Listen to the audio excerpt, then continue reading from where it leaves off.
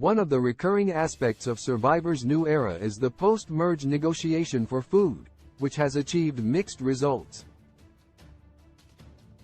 Negotiations aren't new for the CBS series, as Jeff Probst has allowed contestants to barter with him for food since the earliest seasons of the show. Some of the most iconic Survivor moments have taken place during negotiations between contestants and Probst, including the iconic David vs. Goliath rice negotiation featuring Angelina Keeley. However, beginning with the start of Survivor's new era in season 41, however, the show began incorporating a food negotiation into the actual structure of the game. At one post-merge immunity challenge during the season, Jeff will grant the tribe a significant amount of rice if a certain number of them choose not to participate in the challenge, thus giving them no chance for immunity. This segment is now an official element of the show that occurs every season, rather than the relatively rare phenomenon that it was in earlier seasons. The current Survivor negotiation is too rigid. One of the major flaws with the current version of the Survivor negotiation is that it's too structured to be as impactful as it could be. Notably, the word negotiation doesn't quite fit what the segment actually entails. The contestants can't really negotiate with Probst. He gives them a set number of challenge sit-outs that he will accept, and the players can either oblige him or not. There's no room for them to actually barter with Probst to get more food. They either sit out enough people for Probst to give them rice, or they don't.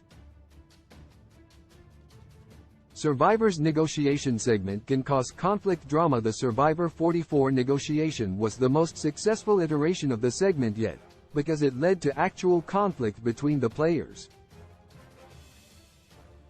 Firefighter Danny Massa was especially against players sitting out of the challenge for rice, while several others valued the food over immunity. This led to some disputes between the contestants, and added some tension to the strategic element of the episode. However, the fact that the negotiation is baked into the structure of the show lessens the impact of the moment. If, like in previous seasons, the negotiation sparked organically from the contestants, the payoff for the show would be greater.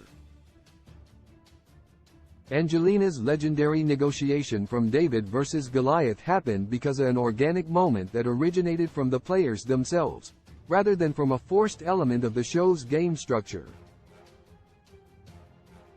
Perhaps Survivor should consider further limiting food after the merge, to give the contestants an element they can react to without it being an official part of the actual format. The players would still have the opportunity to enter negotiations with Probst, but it would be something they would initiate, rather than a structural component.